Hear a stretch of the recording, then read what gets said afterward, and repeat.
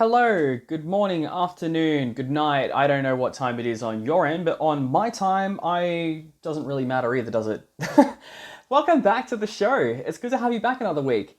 Now, you guys won't know this, but I'm actually recording this a little bit later because I've had quite a bit of a busy week. So normally I do my recordings on a Wednesday, but today I'm actually doing it on a Sunday.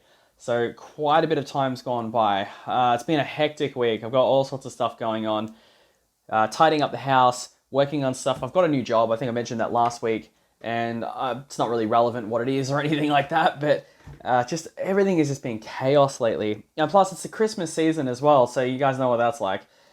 Christmas is chaos, and it's always this big like consumerist thing, and it's buying stuff left, right, and center, which means lots of people in lots of one location, and that's not great for COVID, I imagine. But anyway, what I wanted to get into is a couple of things. I've got a few things I guess I'll preface, but before we get into anything, you guys need to know what this show is. If you haven't read it already, the show is called Josh Talks About Stuff. I am Josh, and what I do is I talk about stuff. From things that are relatively meaningful to things that are completely inane. Some would even argue that all of it's completely inane. I'm sure there would be people who feel that way, and maybe some people, maybe 1% of you, think that some things are meaningful that I say. Anyway, we're going to go straight into our first topic today, which is the importance of not believing everything you read. Now, I'm not talking about like conspiracies and all that kind of stuff and this idea of, don't believe everything you read, so therefore you believe nothing, and being contrarian for the sake of it. Because we've talked about modern day contrarianism, and honestly, I try to keep this relatively opinionless. Well, not that it's ever been objective on this show, but it's one of those things where I think like modern day contrarianism is painful, and it's all about disagreeing with fact, but always keep in mind that your sources could be wrong. Have multiple sources, look for things. So I've been riding my bike for a long time recently. I'm talking since COVID sort of opened up. And I remember I went on a road ride to Great Ocean Road. And one of the guys I ride with, I'm normally a bit quicker. And I think I've said a bit of this story, but for different reasons, I'm going back into it again. My front tire just felt like crap. It just felt mushy in every corner I came into. It just felt like I couldn't take good lines. I had no confidence. And it felt like my tire was flat, to be honest. And nothing really felt right. I kept taking really horrible cornering lines, and I kept over braking, and when I was over holding the brake too long and slowing down way too much, and then getting on the throttle just not feeling right, and everything just felt like I was out of sync. It felt like I was dancing but not in rhythm. It wasn't nice at all, and everything just felt wrong. And I thought, you know what I'll do is once I get to Lawn, I'll stop. There's a petrol station nearby. How about I take a break first, let the tires cool down as well, so I can get an actual good reading of what the tires are. And I went to the local servo where I filled up with petrol and whatnot after lunch, and I checked the pressures, and the pressures were fine. It was exactly what I've been running. And it kind of made me think, oh, well, if it's not the tire pressure, and I know it's not the suspension because it's all been rebuilt and it all feels plush, then the problem must be me. Maybe I'm just out of whack. Maybe it's been a while since I've been on a bike and I've just got to hit the books again and practice. So off I went and practiced for the next few weeks.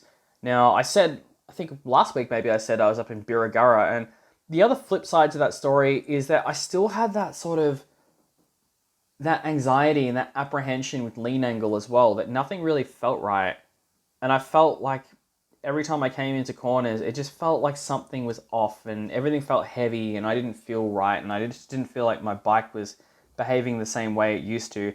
But the psychology behind it really kind of messed with my head, because I had the data telling me one thing, that everything was fine, but then I had my end of it, which was that nothing felt right, and I couldn't work it out. And I started thinking about maybe selling my bike and getting something else, and I rode a mate's bike, and it felt so much better, and I thought, oh, maybe I'm just not cut out for this, and maybe I should just get something different.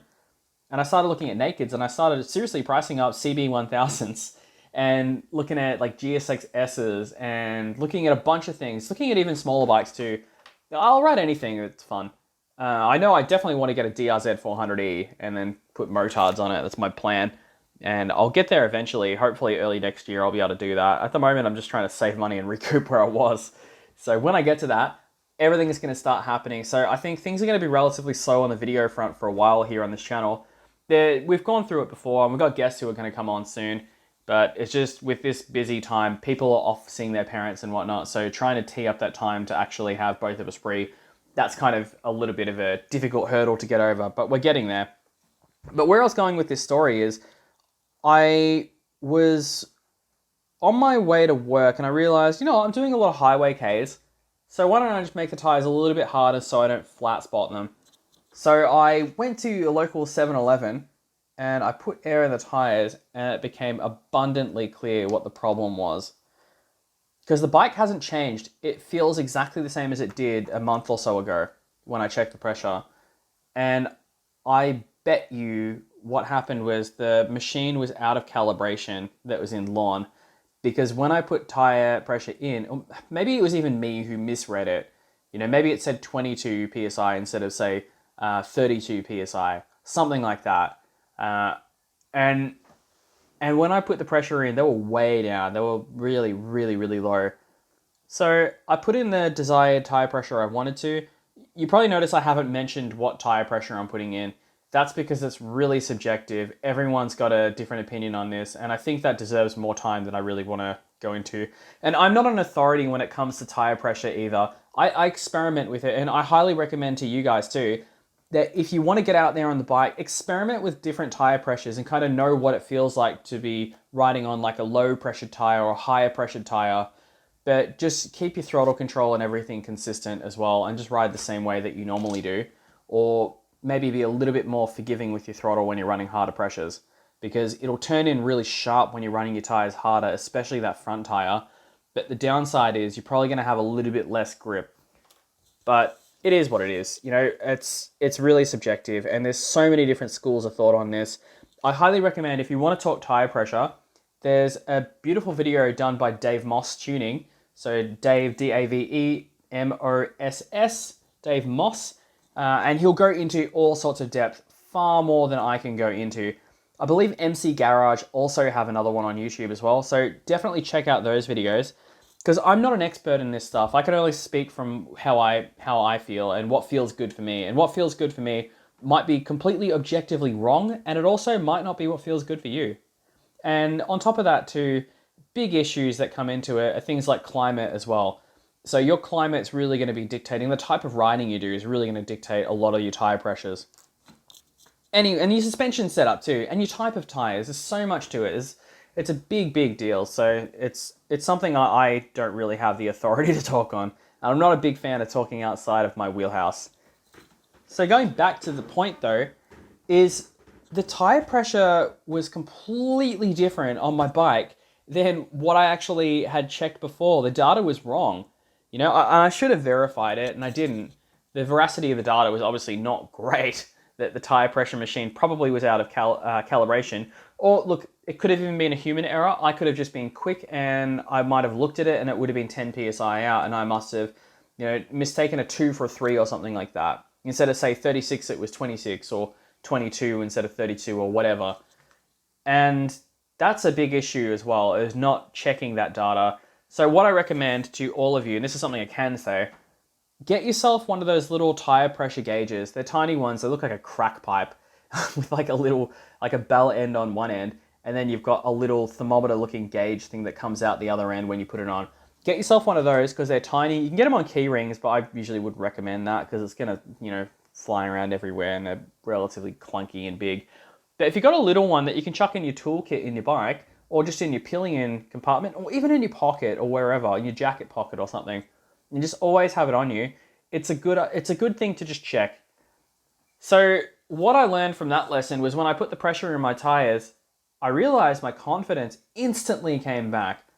Suddenly, all these corners that I was struggling with, and struggling with lean angle barriers where I couldn't lean the bike more than X amount, it all felt fine. I was leaning the bike further than I was again, and it just felt like I found my mojo again, and everything felt easy to ride. And all it was just tire pressure. So I guess the moral of the story is, aside from checking data, is not to overcomplicate things and not to get too self-critical, because in 99% of the cases, yes, it's probably going to be a human error. And in my case, it was a human error, but it was also like a mechanical issue too. That, in most cases, if not nearly every single case, it's pretty much always going to be you, not the bike. Something that you're doing, or you're not confident for whatever reason, and there's some issue that you're doing, or you're doing something wrong. But do check every step along the way too, because at the end of the day, it might actually just be the machine too. And you never know. That's like my old ZXR 250. Love that bike, love that to pieces. It was one of my favorite machines, and honestly, if you could give me, if it weren't for the carbies, if you could give me an inline 4 250 or 300cc bike, or even a 400cc bike that was fuel injected, that's inline 4 and revs to, sky high 16 to 20,000 RPM, I would take that any day. Big thing, has to be fuel injected. I'm done with carbies. I can deal with a single carby. That's fine, like on a DRZ or something like that. But honestly, for me, I know a lot of people are staunch defenders of carbies, and I totally get it. I've owned lots of carby things before, but I'm just done. I'm done with it. I don't have the patience for it. It's not for me. I just like the set and forget, letting everything just do it. The computer can handle this. It's not up to me. But yeah, I kind of came to that conclusion. So on a slightly different subject, but going back to the ZX2R, there's something that I kind of have thought about recently, and I was chatting to a friend about it. We were talking about cars and working on things, and I realized there's a lesson that it's taken me forever to learn, which is really about the importance of taking breaks. Not just for your sake of composure and whatnot, or morale, or tiredness or whatnot, but even for the sake of the project you're working on. I used to be really, really bad for not taking breaks on things. I'd work on cars and I'd be out there on my back in the rain, getting grease and dirt all over me, and I'd be working on whatever it is, changing a gearbox or whatever it is, or changing brakes, brake calipers, or rebuilding something, and I didn't really have a garage to use at that time. So I'd be outside in the mud and in the thick of it, laying on my back, and it was disgusting and wet, and I'd come home shivering, and I'd be really like, I'd feel sick as a dog the next day, and it was horrible. Or I'd be working in like 40-degree weather, because I'm in Australia and it gets hot here sometimes. And in Victoria, we've got a big gap of ozone above us where we just don't really have that filtration of UV. So it's just direct, it hits you and it scorches you. So it might only be like a 30-degree day, but the UV is crazy, crazy high. So you just burn instantly. So you really got to be onto it. But what would happen is, instead of just me doing a project in short stages, I just do it like all in one go. Remember the ZX2R? I changed the engine in one go on that, just in a day. Pulled out the old one, slapped the new one in it, did the clutch on it, changed all that over. I did everything, reset the carbies, rejetted them. I did everything all in one go. Even pulled the entire wiring harness out of it and put a new wiring harness in, changed the CDI in it, everything. And it was a stupidly long job, and I shouldn't have done it all in one go. I should have spaced it out over a weekend or a couple of days after work. But instead, I just felt the need, like, because I'm one of those people that gets motivated. The second I start something, the ball is rolling and I've just got to finish it.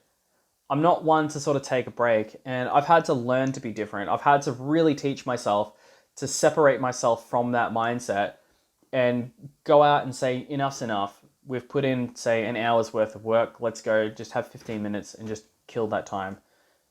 Because it's stressful, but the quality of your work goes down too. Even when I was detailing cars as well, I'd try and do everything back to back. I'm not like a big car detailer, so it's not something I really want to talk about because it just gives me nightmares thinking about it. But every job, even when I rebuilt the 600, so the story behind that was I got hit by a drunk driver, and the bike did a low side, and I bent a handlebar, smashed a mirror. What else happened to it? Indicator stalks snapped off, front and rear. The tail tidy bits, not tail tidy, the tail on it, the rego plates, that was all broken. The fairings on the tail were pretty scuffed up. The side fairings were gone. Headlight was still okay, thankfully, but everything else was pretty wrecked. So I changed all of that, all the fairing stays and brackets underneath it, and I just decided, you know what, I'm gonna do this. Set aside a day, and I smashed it out all in one day. And you know what? So many corners were cut, and they were cut because I just got frustrated with things. I didn't allow myself to step away from the job and just do one bit at a time. And I've since then learned about that. But I scratched bits when I was putting them on. I scratched paint off things, scratched my tank, and I scratched my rear. I don't know what you call it. It's like the bit that goes over the rear subframe that makes up the seat. But I scratched little bits and pieces, just tiny things. You wouldn't even notice it if you saw it. Except they're things that I'll always see and I'll always know about because I did them. And it's frustrating. But that frustration builds into this other emotion where I get, more charged into the job. Like, oh, I got to keep pushing through it. But it's not conducive to making a good job. And it's not good for morale either. So I've since found that when I had the 1000 and I low sided it, that was like a 10k drop. It was nothing. It was like a walking pace, and I scratched up the side of it, and there was a tiny superficial scratch, and I could have honestly just rattle canned over it, and it would have been fine, or even just replaced that one side fairing, and it would have been done. But because the bike, when I bought it, it had these cheap aftermarket, possibly Chinese AliExpress fairings on it. They weren't high quality. The fit quality wasn't great on them. They're good enough. Like if you picked them up for like $60 or whatever, $100, they'd be fine. They'd do an okay job, but they just, for me, and for the quality of the bike and how good that bike is and how nice it rides, it was really just underselling the bike to me. So I ended up getting a new set of fairings. I looked up the original color code and they were red, and I was like, yes, I've always wanted a red bike. So yeah, I went out and I got brand new red fairings for it, all the OEM stickers for it, everything. But here's the thing, I didn't do it in one go. What I did was I had a work week ahead of me, and I decided every night when I knock off work, I'm just going to put a couple of hours, maximum 2 hours per night. And that's what I did. I stuck to that regimen. And when it came to say between 6 and 8 o'clock, get to 8 o'clock and I'd say, enough, draw a line under it, you're done for the night, go inside. And that was a really good thing for me because it gave me time to just process it, come back to the project. And I found I enjoyed working on it a lot more. And the quality of the job of me putting that together did not scratch a single thing.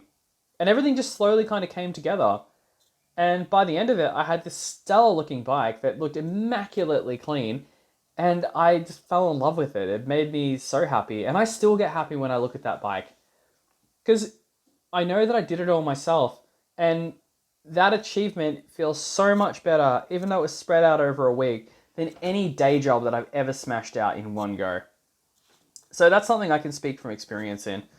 And it's something that I hold pretty dearly because I struggle with that a lot. I'm not a patient person. I'm like a lot of you guys where I've got pretty low attention span and I always want instant gratification. So it is something that I kind of have worked on quite a bit. And speaking of working on, there's another thing too that I've been working on. I am not the greatest person to talk to. I'm pretty confident around people, right? I'm good at expressing myself and I'm good at talking about things. I mean, I'm running this show, for instance, and talking about all sorts of stuff. But one thing I've never been really good at, which is kind of funny because I love acting, right? And I think I'm pretty decent at it too. And I'm pretty real with that. And a lot of acting is you might play a character, but the way that you sort of play those characters, it's imagining like if you were in that situation and you had that backstory, how you would react in that same scenario. So even though you are playing someone else, the emotions behind it become very, very real. So the acting part of it is kind of a misnomer. The acting is really you're acting a backstory, but the actual emotional connections and everything, that's all real. You have to tap into something and have those internal monologues going. You have to have that subtext and you got to build up those stories in the background so you can become this person, because that's what people are. People are like collections of emotions and backstories. And in some ways, it can be very confrontational, having to, tap into something that you might be personally self-conscious about. But I've never really struggled with that with acting, and I find it comes out pretty natural. There's areas that I can develop in, like everything else. But one thing I find I struggled with since ever, which is for very similar reasons, and this is why I think it's very odd, is I always struggle with singing in front of people. And I always thought that the reason behind that is because I think that singing is a very emotional thing and you don't have anything to hide behind. It's easier when you've got an instrument like a guitar or something like that, and you can hide behind that. But when it's just you and you're just singing, and that's kind of partly why I've got a guitar now, but when it's just you kind of opening up yourself, and it's kind of like stand-up comedy to a degree. I know that sounds very, very weird, but a lot of stand-up comedy is really just being there and getting ready to be just ripped apart by people, because no audience is more critical than the audience of stand-up comedy. They're there ready to heckle you. They're ready to just rip apart your performance. And it's very similar to singing. Singing's got a little bit more of a kind of, I don't know what you call it. Like, there's a bit of a buffer between that. People are a little bit less critical. They're not as critical. But I found something interesting, which was, as much as I struggled with that, one day I just decided, this is recently too, like I've sang in front of people, I've sang in front of strangers, and that's fine. It's no big deal singing in front of a stranger, because it's just, they don't know you. Their judgment doesn't matter. They don't know what you're like as a person. And it's great. And as long as you own it, and as long as you go into it without that voice of failure, that monologue in your head saying that, going into a room and saying, like, oh, I'm sorry guys if this is not good. I'm just going to do my best. You're not setting up yourself for failure. And I know that sounds like one of those things that people would say to sort of safeguard themselves so people don't set their expectations so high. But what it does is it sets people up into a mindset where they think that, like, oh, well, this guy's obviously not going to be good. And you're just kind of reaffirming that. You're not lowering the bar, but you're, I guess, lowering that trust or faith that they have in you that this is going to be good. Because think about it like a repairman, right? Imagine that you've got a guy or lady or whoever coming in to say, I don't know, build a bridge or something like that, a big support bridge. And they're like, oh, can you do it? And then they say back, oh, yeah, I'll do my best, I'll try. That's not good enough. I don't want my surgeon to say that. I don't want my surgeon to say, like, oh yeah, look, I'll have a crack at doing this coronary bypass, but, well, don't expect too much. I'll do my best. Maybe it'll be all right. Maybe, well, who knows? I'll be all right. That's not good. That's not a good way to go. So I've since kind of learned then just to own it. Let other people tell you that you're bad, and then take it as criticism that you can do something constructive with. Let other people tell you that you've failed. Don't set this preconceived idea that you're going to fail and you're telling them, because that's what you're doing. All you're doing is telling them, I'm going to fail, and try and reaffirm that belief. But if you go in with this idea that, like, yeah, I'm going to go do that job, people instantly don't think about you failing. And it's been really difficult because people are very judgy when it comes to singing, especially with shows like The Voice or Idol or any. Is that even a thing anymore? I don't know. I'm out of touch. I don't have a TV, so I mean, I've got a physical television, but I don't have anything plugged into the aerial or anything like that. Is aerials how it goes anymore? I don't know. I don't know how any of this works. I watch streaming media now. It's 2020. Why is TV still a thing? Who watches free-to-air television? I'm not passionately against it, even though it might sound like I am. But who is the audience behind this? Is it just older people? Or poor people? Who? Who is watching this? What is even on that anymore? All I know about that kind of stuff is just weird media stuff, like people like Andrew Bolt or whatever talking on it. Like the equivalent of like Alex Jones's of the television. Say what you will about him, that's your opinion, I don't care. I don't really have one either, because I don't watch it, so I don't know. But the point is that it's really difficult, and it's taken me my entire life to let go of that baggage of being self-conscious. And I guess the way that I did that was the realization that when I'm thinking about acting, I don't just think about like the character. I think about everything else. I think about what the backstory is, the intention, what the argument is, all these different things, these parts of the techniques and whatnot. And I started thinking like, well, you know what? Why can't I just apply that to music? I don't care if someone's listening, because for me, the criticism hasn't really been what other people think of me singing. It's the criticism's always been of if I'm delivering the experience that I want them to hear. Does that make sense? Am I giving them the best that I'm capable of? Because I don't want to be in a position where I've done something and I realize that I've given them the wrong impression, that I could have done way better, but instead I gave them this subpar experience, and it's like a first impression that I'm kind of breaking. I guess that's probably the best way to look at it. Is I don't want to be in a position where I'm giving them a bad first impression. But it goes with the idea of, well, if you don't try, you're never really going to get any results. You have to fail. And failing's fine. Being told that you're terrible at something, it's up to you how you decide to take that. No one wants to hear horrible things, and sometimes when you really put yourself out there and you're really vulnerable, it can be quite shocking to hear those things. But if you ever want to grow, that's the only way you're going to do it. It's like anything. You got to get outside of that comfort zone. But you don't have to jump out of that comfort zone. I've mentioned that with motorcycle riding too. If you want to improve, you got to try new things. You want to lean your bike further, you got to do it by doing it. You want to do all these different things. You got to go out there and actually practice them. Even though they're challenging, even though they're scary, even though you think you might drop your bike. But that doesn't mean go out there and full send it. Don't go out there 100% and just throw it in, because that's when bad things happen. You want to edge out of that comfort zone. And that's fine. And I like to think of it like a circle, right? And you're inside that circle, and everything in that comfort zone circle is all familiar and it's great. But what you do every so often is you step outside that circle for long enough to come back into it. And the next time you step outside of it, that circle expands a little bit. Then you can take another step out further next time. When you come back in, the circle might expand a little bit more. And then you take another step out, and so on. And every time you venture out of that circle gets bigger.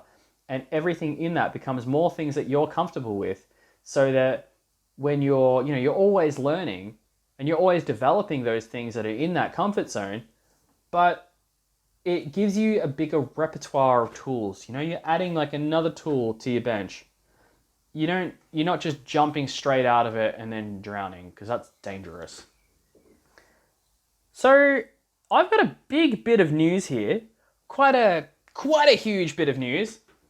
I have a PlayStation 5 now. Yes, that's correct. I am one of the minority of people who have managed to get one. So funny story with that. I bought it a long time ago, like ages and ages ago. I got it months ago. There was an early pre-order, because back when I was working like a long time ago in a different industry, I think just after I quit, there was a pre-order, and I thought, I'll put my name down for this. And it was like a pre-order. So it was kind of like an expression of interest for a potential pre-order when it came up, so that you could be put on a priority list. And I accepted that. And then months later, this is more months ago now, it eventually came around of like, do you want to pre-order it? And I thought, you know what? I'm not that antsy to get a PlayStation, because honestly, the lineup games haven't been great. I mean, I'll get into the whole PlayStation 5 saga in a minute and what I think about it. But really, the reason I got one was just because of the limitations of stock availability, because COVID's been bad, and I know from friends who work in different industries as well, that things getting out from overseas and whatnot, especially with motorbike parts, actually, it's really bad. Car parts too. Things, especially if it's Europe or whatnot. Japan's not so bad, which is why I wasn't that worried. But then I started seeing the scalpers going nuts over buying consoles, and I thought, there's a large chance that I might not even be able to get one. And then we don't know what's going to happen, because we're coming into the end of the year now, and it looks like, things are getting better with a vaccine potentially being available. And a lot of countries have maybe not eliminated, but they've massively quarantined the numbers and they know who has COVID and who doesn't, and potential numbers and whatnot. Victoria is really great. We got no known cases here at this time. But that's the big thing at this time, because we don't know what's going to happen. What happens if something kicks off in the Sony factory and there's another big COVID pandemic and things get locked down and they close the factory again and people can't manufacture it and they can't do anything, and suddenly the stock is very, very low? There could be a chance that you could be 6 months before you get one. I'm not saying that that's going to happen or likely to happen, but I'm saying that as another possibility, and that was kind of what I was thinking, because 6 months ago, we were in, almost like a worldwide lockdown. Every country was really suffering with this pandemic, and all manufacturing across virtually the globe completely stopped for a few months, really. And I thought, oh, if that's the case, I better just get one anyway. So when the time comes where I do want one, which is, like February or May or something like that, at least I've got it there. And I thought, I'll save a couple of bucks up for, every fortnight or whatever, and put it towards it, and then eventually I had the cash there. So I did it, and I bought it. And I'm actually kind of glad I got it, but there's a few things I wanted to talk about, though, with it. So there's the first big thing that everyone talks about, which is the size of it. It is a huge console. It is big. It's big when you compare it to like a PlayStation 4 or something like that. Having said that, though, I don't think it's as big as what everyone makes it out to be. People over dramatize it. I don't think it's that big. And before I get called out on this, I want to mention this really nice and early, that I am not a console fanboy. I am not I don't know what you call it, like a Sony guy or anything like that. I've had the original Xbox. I've had PlayStation, like the original PlayStation, PlayStation 2, PlayStation 3, 4. Now I've got a 5. I've had every Xbox iteration as well. Same with a gaming PC too. So I've been around the bush with all of it. The only thing I haven't really had is Nintendo, but that was more because just at that time there just wasn't anything I really wanted on it. So it wasn't really my cup of tea. And I had friends who had Nintendos, but especially back with 64 as well. So I always had access to one, and that was really good because it gave me a chance to play a lot of those multiplayer party games and stuff, but they're not things that I would have played solo. So, moving forward with it, there's some things that I do like and I don't like. I absolutely love the UI on it. The menu's really cool. I like how they've just streamlined it. So you've got one half of it. So I guess I should say this for people who don't know, when you boot up a PlayStation 5, forget the setup phase. Let's say it's all set up and it's all good. You boot it up and you're greeted with a screen which is your game screen. And then you've got another tab. I think you can press a shoulder button like R1 or something like that to scroll over to media. And that's essentially what you've got. You've just got those two menus on your dashboard. You can go up into the top right corner and you can click on the settings icon up there to go into settings. But everything else that you normally see on the XMB that's been on the PlayStation 3 and PlayStation 4, that's all gone. And I'll explain where it's gone in a minute. But basically, your friends, your PlayStation Store kind of stuff, your achievements, your or notifications, download, all that kind of stuff, all those little tabs that you used to see that was across the cross-media bar, that's all been hidden. And the way that it's done, it's actually really clever. So when you're sitting on either the game screen or the media screen, you can press the PlayStation button on the controller, and the controller is another thing I gotta talk about after this. You press the PlayStation button on the controller, and it opens up like an overlay at the very bottom of the screen, and that's essentially where all the hidden icons are for the cross-media bar. So that's got everything in there, like your downloads, what's happening right now, your notifications, your friends, who's online, your chats that you've got open, even your menus in there for your settings and all that kind of stuff. So that's all in there. And with your games, the way they've integrated the store into the game area is pretty cool too. So if you're on the game tab, you can scroll across to the right, and that's where you've got all your icons of your games, and then the last one is like an explorer, kind of like on the PlayStation 4. If you scroll all the way to the far right of your cross-media bar, you've got applications, and you click on that one, and it opens up everything that's on the console. So you do that, you open it up, and it gives you another couple of tabs where you can either go between stuff that's on your internal hard drive, stuff that's on your external hard drive, and then you've got like your PlayStation 4, PlayStation 5 stuff, but then the store is integrated into that as well, which is pretty cool. So I really enjoy that, and I like how your PlayStation Plus games actually show in there too. So I thought that was pretty nifty. But there's some things I don't like about the console, quite a bit actually. So I love the controller and I like the haptic feedback, though I'm in some games it's really good. So I had a crack at Bugsnax, and there's this really cool thing in it where if you pull out the camera in the game, it completely changes R2. So R2 goes from feeling just like a progressive trigger to suddenly feeling like a solid rock. Like it feels like a snappy button, like a camera button that you would click in, and you push it, and it, you put pressure on it, and then it suddenly gives way and snaps into the controller.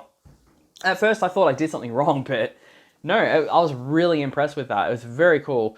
However, I am a little bit worried about the longevity of that, because I think that kind of level of forced feedback and I could be wrong, but that kind of level of forced feedback in a package that's so small, that controller is, it's a controller size, and it's a really comfy controller too. It's great. It feels a lot like a Xbox One controller, which I've got an Xbox One as well, and that's probably was up until now my favorite controller of all the consoles. But yeah, it feels really, really nice. But I just worry that because of the size of it, that maybe, I don't know, maybe it might wear out, or that motor might just burn out over time.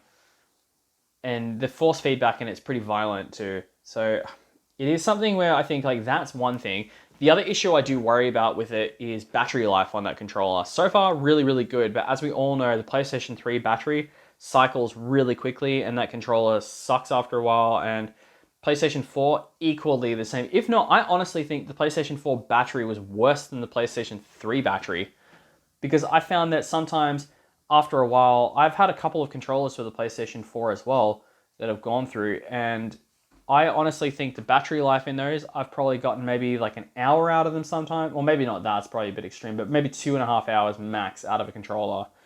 And I basically use that controller as a wired controller, which sucks. So I do worry that the haptic feedback in it, eventually it's going to start, chewing through that controller battery. And then eventually the battery is going to get recharged only a certain amount of times. It'll cycle the battery, and that'll be it for the battery. That'll be the end of it. So I don't know. I think it feels like a really quality made product. I love it, but it's just, I do have a bit of apprehension about that. I just think that maybe it might not, last the test of time. And it's not something we'll know. We'll find out about that down the line, I guess. The other thing too is this is something that's kind of disconcerting. There's actually, it's a feature that I like the idea of in concept. There's a microphone actually inbuilt into the controller. And you've got a mute button on the controller too. So you can use that for voice commands, or you can use it for voice chat and whatnot. Really cool idea. Except every time you boot the console up, you have to manually mute that controller. Otherwise, it's just on all the time, 24/7. The second part of that issue is, I don't know if you guys have seen this, but Sony released an end user license agreement a while ago, and in that, and it was meant to be for Taiwan, I think, and China. This idea that your information can be shared, or you can't. There might be some kind of, I don't know how to describe it. It's difficult to explain. But basically, you can't talk about things that go against the Communist Party of China, things like that. And it also, in their new license agreement too, or as part of another update, is that Sony they record voice chats in 5-minute intervals. Now, if your console is always online and always recording in 5-minute intervals and uploading that to Sony, where there can be disciplinary action for things that you say, and your microphone on your controller is always on, that scares me. That terrifies me. And I'm not saying that from a conspiracy point of view or anything like that, that's definitely Sony's going to do that. Sony's going to listen to your information or anything like that. But what I worry about is if your system gets compromised somehow, then this could easily be this could easily be exploited. And I think that's a big this is a big security breach, or potentially could lead to a huge security issue. I don't like that at all.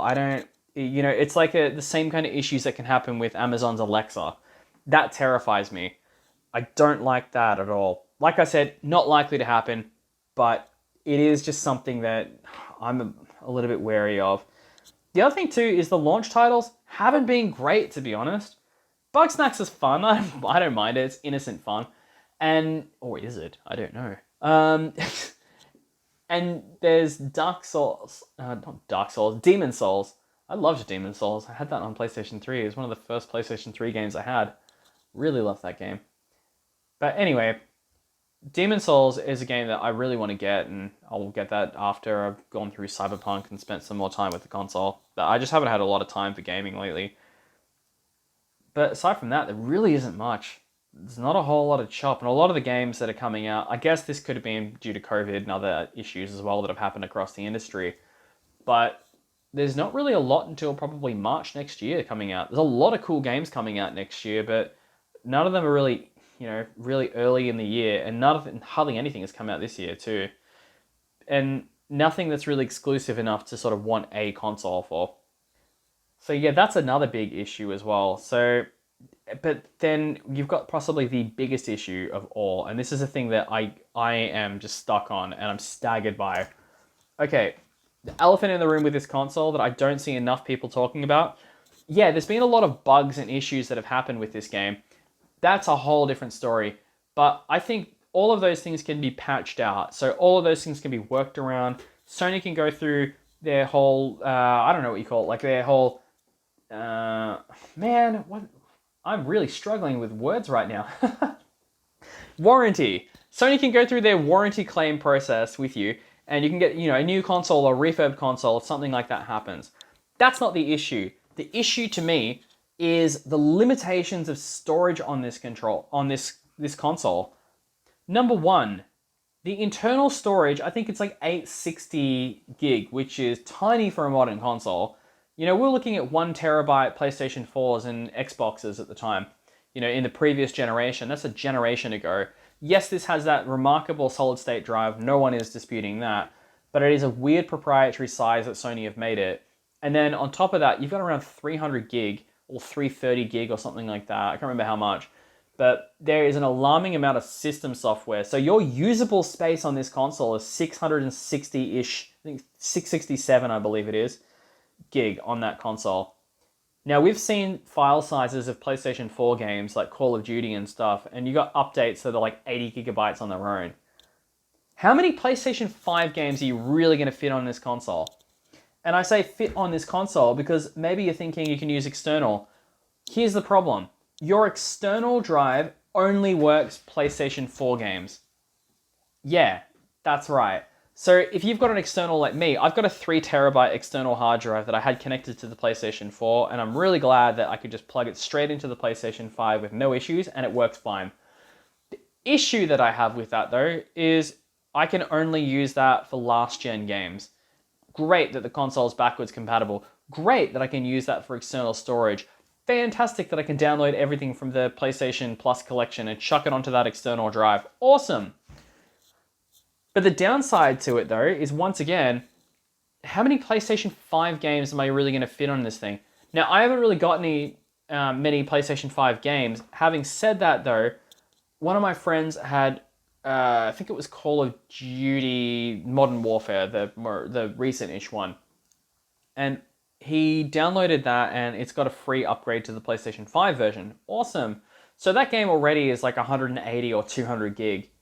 But the PlayStation 5 update, I think it bloated his total file size to around 450 gig. Maybe that's not normal. Maybe that's maybe a combination of both games, the PlayStation 4 and the PlayStation 5 one being installed on the same console. I don't know if that's normal or not. I haven't tried. But that is alarming that, 2/3 of your console is one game. And you can't do anything else on that solid state drive because you've got, like 200 gig left. That is not a lot of room. So that's my sort of apprehension with it. Aside from the styling of the console, I think that's subjective. Some people like it, some people don't. And that's, neither here nor there. But yeah, that's just my thoughts on it. And I'll go further into it as I get more time spending with it. I've only had the console for like a week, so I haven't really had much time to really spend on this console and explore it. So look, I guess we'll leave things there, and I will chat to you again next week. We're here every single Thursday. Thursday, we try to get these videos uploaded about 12:15 a.m. Thursday morning, and get those videos to you. Hit the notification button if you want to see when those land. Otherwise, just join me on a Thursday. If you like the show, hit subscribe. If you enjoy the show, hit like. And I will leave things there. Have a great week, guys. See you next time. Bye.